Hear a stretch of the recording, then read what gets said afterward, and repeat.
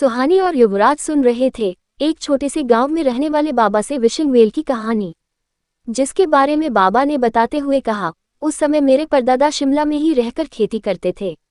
एक सुबह वो अपने दोस्तों के साथ खेत में काम करने के लिए जा रहे थे तो रास्ते में उन्हें एक लाश मिली।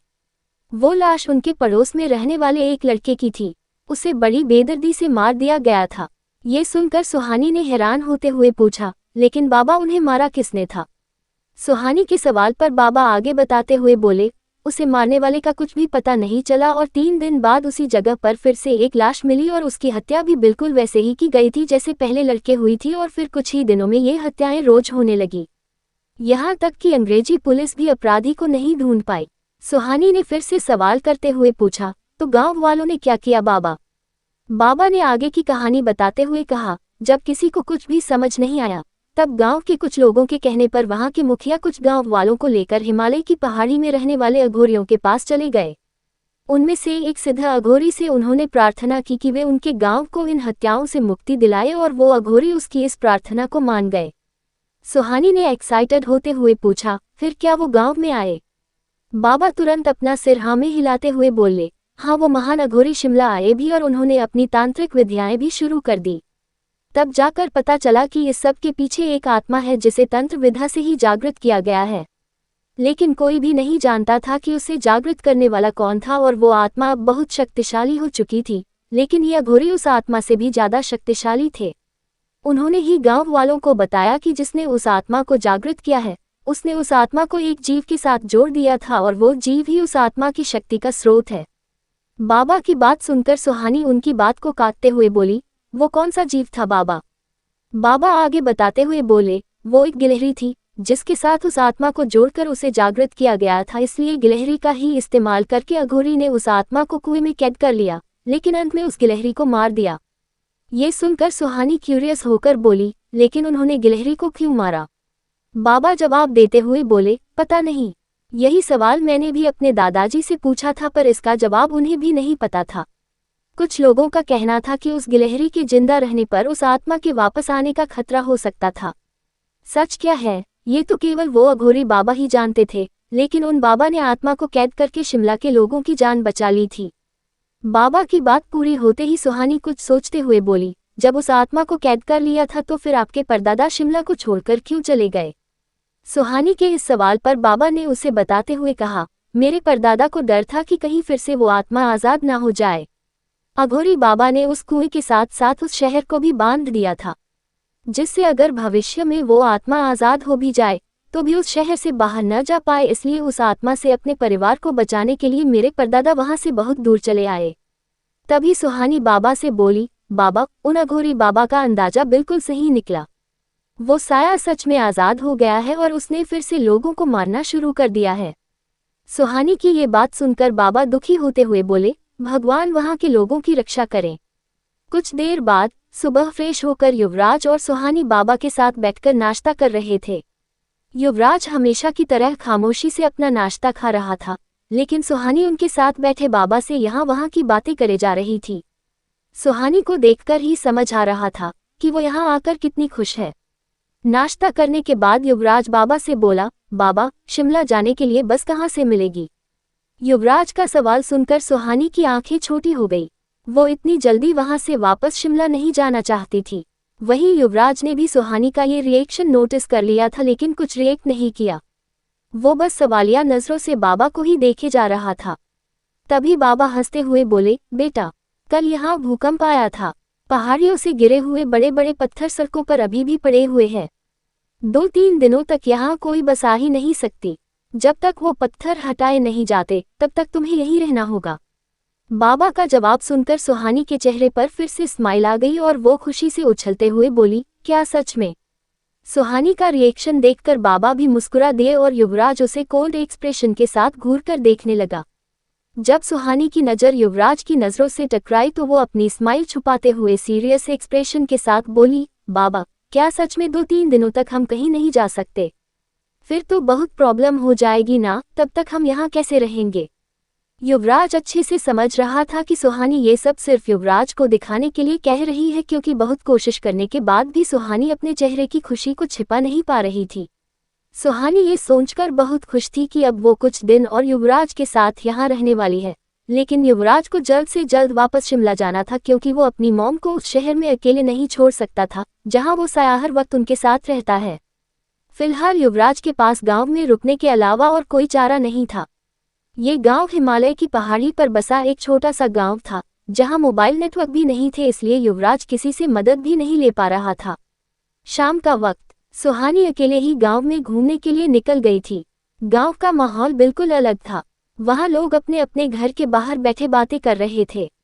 हरियाली से भरा और शहर के शोर शराबों से दूर ये गांव सुहानी को बहुत ही प्यारा लग रहा था और सोने पर सुहागा था इस खूबसूरत गांव में युवराज का साथ। थोड़ी दूर चलने के बाद सुहानी ने देखा कि एक मैदान में गांव के बच्चे खेल रहे थे। सुहानी वहीं किनारे पर बैठकर उस मैदान में खेलते हुए बच्चों को देखने लगी। सुहानी को ये सब कुछ बहुत सुकून दे रहा था।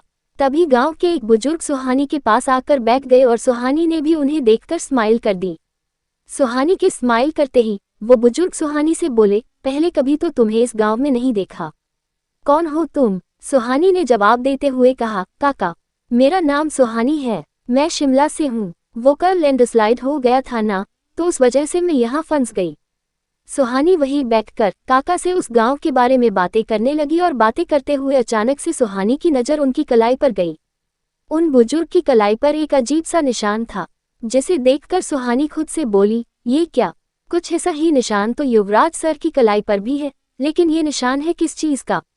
ये सोचते हुए सुहानी ने अपनी क्यूरियोसिटी को कंट्रोल करने की कोशिश की और बहुत नॉर्मल टोन में काका से पूछते हुए बोली, काका, आपकी कलाई पर यह निशान कैसा है? तो काका ने अपनी कलाई के उस निशान को देखते हुए कहा, बेटा, ये निशान काले जादू का है। सुहानी ने चौंकते हुए पूछा, काले जादू का? काका ने जवाब देते हुए कहा, हाँ बेटा, जब मैं छोटा था तो किसी ने मुझ पर काला जादू किया था, ये उसी का निशान है।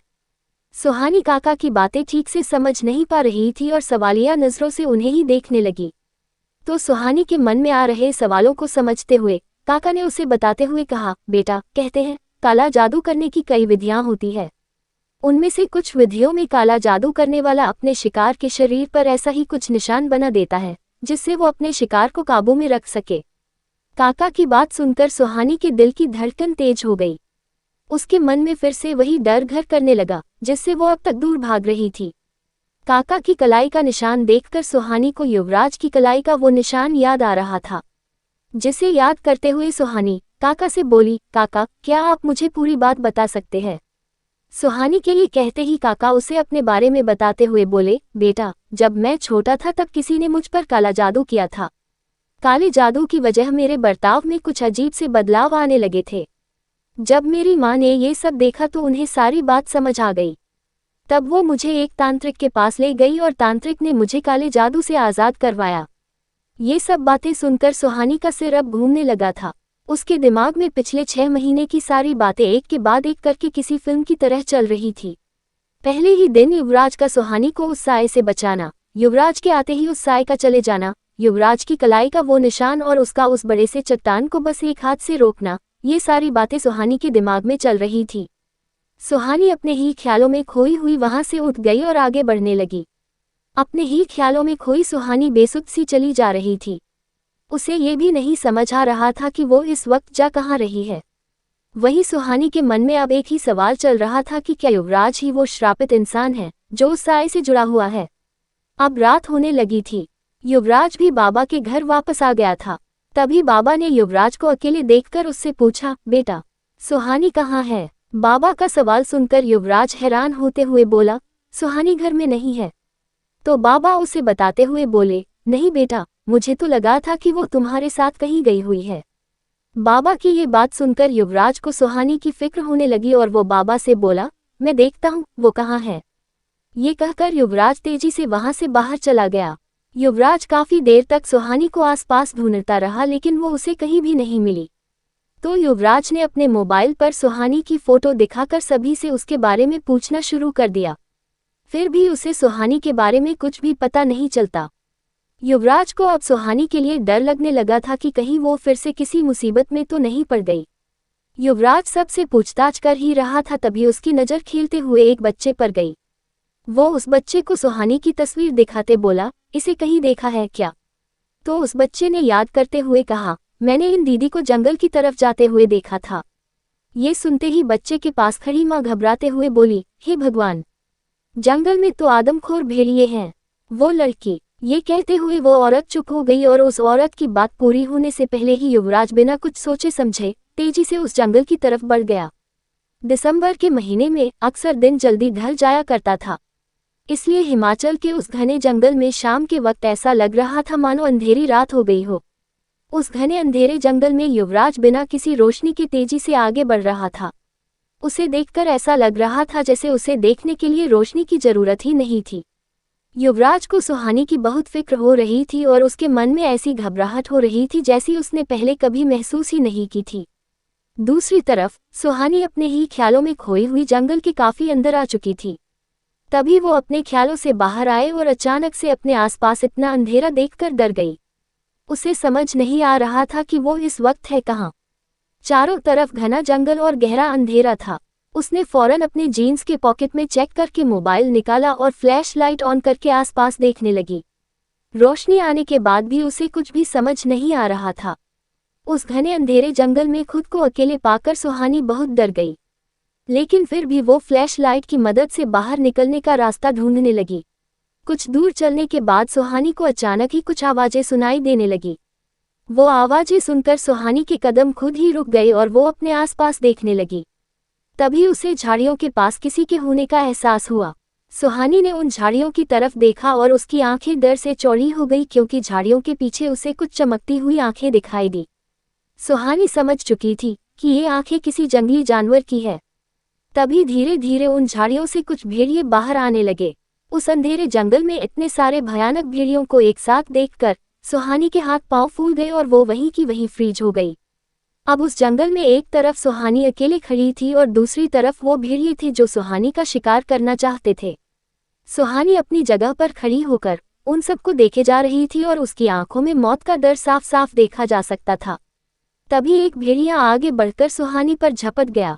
उस भेड़िए के झपकते ही सुहानी किनारे हो गई और भेड़िए का पहला वार बेकार चला गया। तभी उनमें से एक और भेड़िए ने सुहानी पर पीछे से हमला किया, लेकिन इस बार सुहानी लकी नहीं थी। वो उस भेड़िए के चंगुल में फंस गई और जमीन पर जा गिरी। सुहानी के जमीन पर गिरते ही उन सब भेड़ियों ने उसे चारों तरफ से घेर लिया। तो अब क्या होगा सुहानी के साथ? क्या वो बन जाएगी इन भेड़ियों का शिकार, या एक बार फिर से युवराज पहुंच जाएगा सुहानी की जान बचाने? हिमालय के एक घने जंगल में आदमखोर भेड़ियों के बीच जा फंसी थी सुहानी, जहां वो इस वक्त जमीन पर गिरी हुई थी और उसे चारों तरफ से जंगली भेड़ियों ने घेर लिया था। सुहानी जमीन पर पड़े हुए उन भेड़ियों को देखे जा रही थी जो उस पर झपटने के लिए पूरी तरह से तैयार थे। तभी उनमें से एक भेड़िया सुहानी के ऊपर कूद पड़ा और ये देखकर सुहानी अपनी आंखें बंद करके जोर से चीख पड़ी।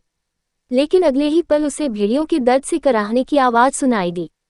सुहानी कुछ समझ नहीं पाए और उसने तुरंत अपनी आंखें खोल दी।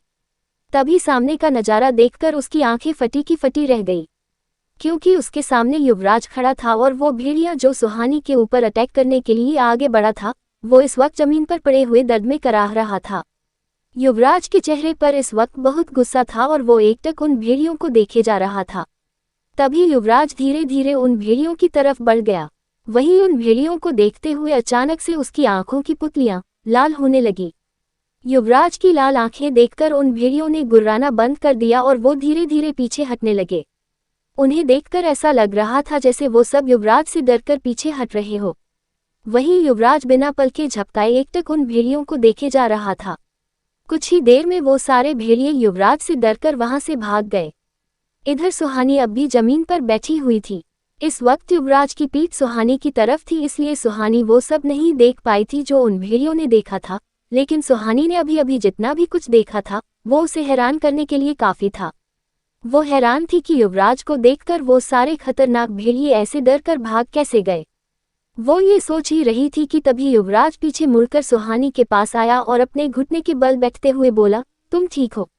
युवराज की आवाज इस वक्त बिल्कुल नॉर्मल लग रही थी, लेकिन ये बात सिर्फ वही जानता था कि आज सुहानी के ना मिलने पर वो कितना डर गया था। युवराज का सवाल सुनते ही सुहानी बिना कुछ कहे युवराज के सीने से लग गई और सुहानी के ऐसा करने से युवराज कुछ पलों के लिए वहीं पर फ्रीज हो गया। उसने बिल्कुल नहीं सोचा था कि सुहानी ऐसा कुछ करेगी। लेकिन अब जब सुहानी उसके सीने से गली हुई थी तब युवराज का दिल जोरों से धड़कने लगा। वो इसी वक्त सुहानी को खुद से अलग कर देना चाहता था लेकिन कर नहीं पाया। कुछ देर तक इसी तरह रहने के बाद युवराज ने सुहानी को खुद से अलग किया तो उसने देखा कि सुहानी की आंखें नम थी और वो युवराज के चेहरे को ही देखे जा रही थी। युवराज को समझ नहीं आ रहा था कि इस सिचुएशन में वो कैसे रिएक्ट करे। तभी वो सुहानी से अपनी नजरें हटाते हुए बोला, चलो यहाँ से। ये कहकर युवराज ने सुहानी का हाथ पकड़ा और उठने में उसकी मदद करने लगा। लेकिन जैसे ही युवराज वहां से जाने के लिए पीछे मुड़ा तो सुहानी उसके साथ आगे ही नहीं बढ़ी। ये एहसास होते ही युवराज ने पीछे मुड़ते हुए पूछा, क्या हुआ? युवराज के पीछे मुड़कर देखते ही सुहानी उसकी आंखों में देखते हुए बोली, I love you Yuvraj sir.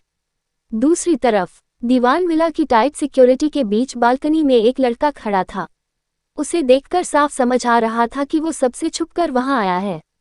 उसके कान दरवाजे से लगे हुए थे और वो कुछ सुनने की कोशिश कर रहा था। तभी उसे युवराज के पापा यशवंत दीवान की घबराई हुई आवाज सुनाई दी, इतने से कुछ नहीं होगा, हमें और चाहिए। उस लड़के को समझ नहीं आ रहा था कि यशवंत दीवान किस बारे में बात कर रहे हैं। कुछ देर रुककर यशवंत दीवान आगे बोला, तुम समझ नहीं रहे हो, हमें और चाहिए वरना वो हम सबको मार डालेगी। ये सुनकर वो लड़का हैरत में पड़ गया और खुद से बोला, बात क्या है? शिमला का सबसे पावरफुल आदमी किससे इतना डर रहा है? कौन है वो जो इन्हें मारने की कोशिश कर रहा है? इधर जंगल के बीच युवराज और सुहानी एक दूसरे की आंखों में आंखें डाले एक दूसरे को देख रहे थे। लेकिन युवराज के चेहरे पर शॉक्ड वाले एक्सप्रेशन साफ साफ देखे जा सकते थे।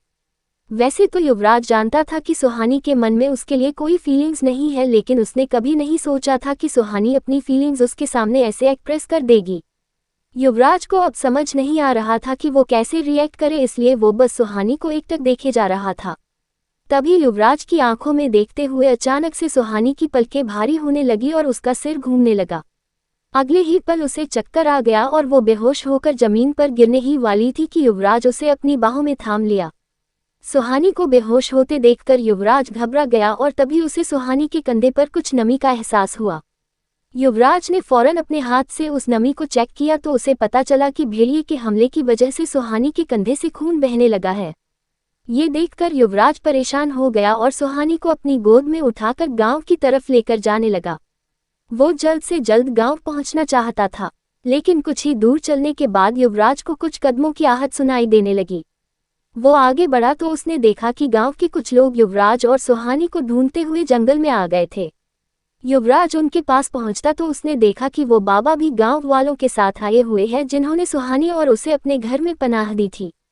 तभी उन बाबा की नज़र युवराज की बाहों में बेहोश सुहानी पर पड़ी और उन्होंने घबराते हुए पूछा, बेटा क्या हुआ सुहानी को? युवराज भी परेशान था, लेकिन वो खुद को नॉर्मल दिखाते हुए बोला, कुछ नहीं, इसे बस छोटी सी चोट लग गई है। तो बाबा ने हड़बड़ाकर अपने आसपास देखते हुए कहा, जल्दी चलो यहाँ से, इस जंगल में आदमखोर भेड़िए है।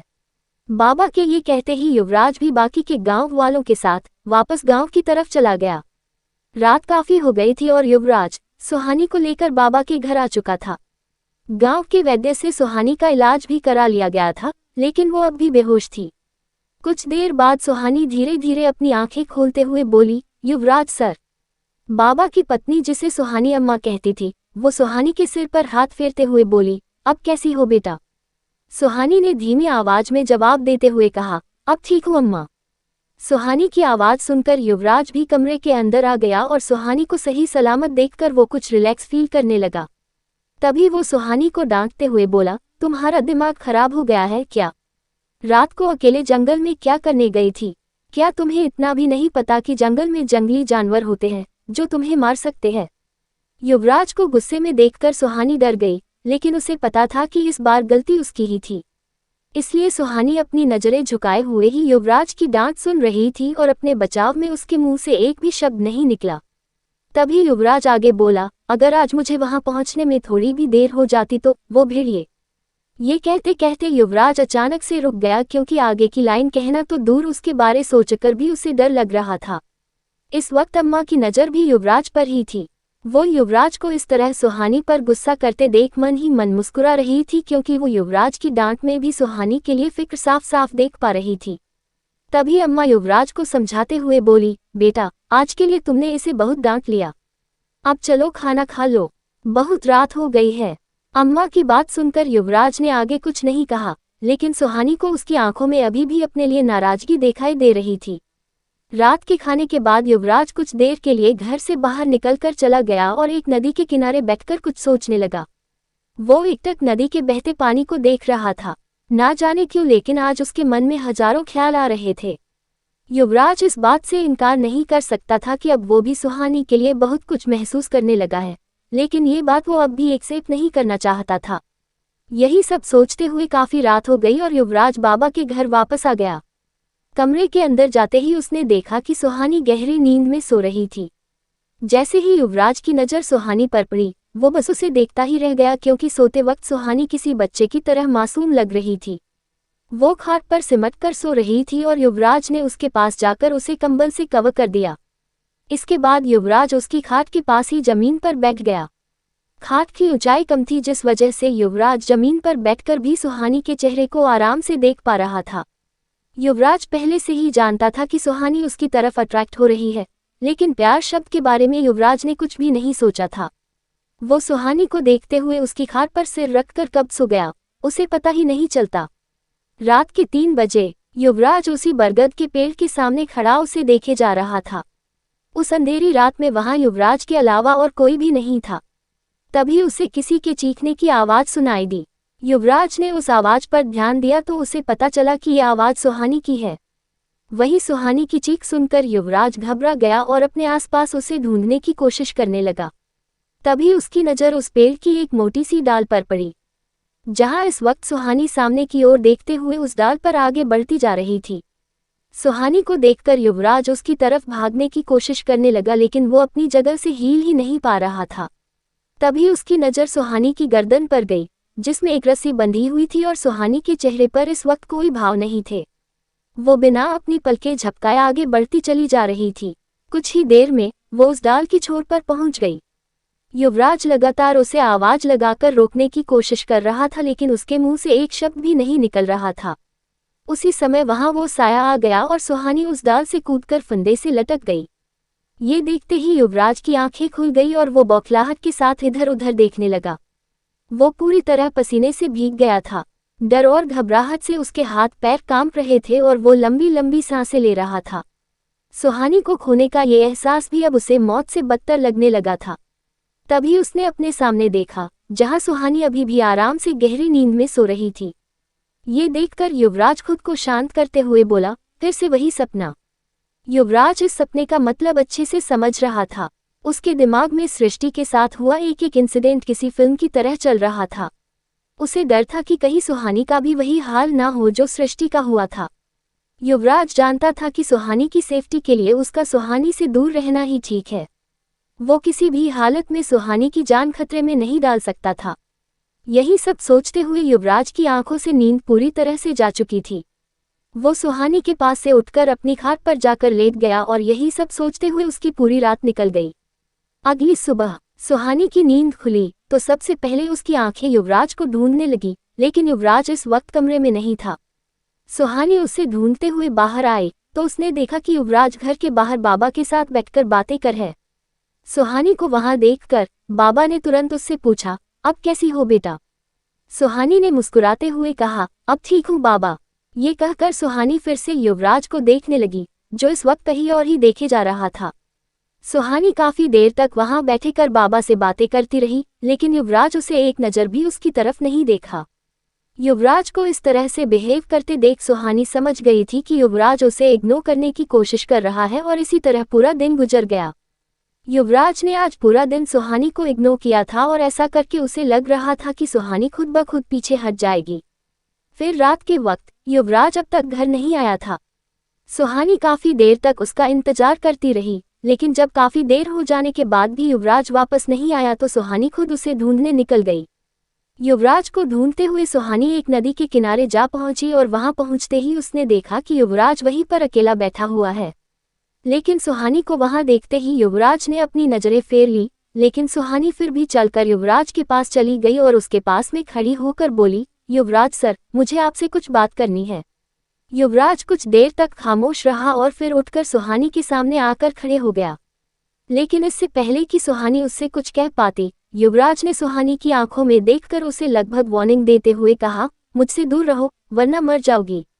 ये सुनकर सुहानी भी युवराज की आंखों में देखते हुए बोली, मुझे अपनी मौत का कोई डर नहीं है। तो युवराज सुहानी की दोनों बाह पकड़कर उसे अपने करीब लाते हुए गुस्से में बोला, लेकिन मुझे है।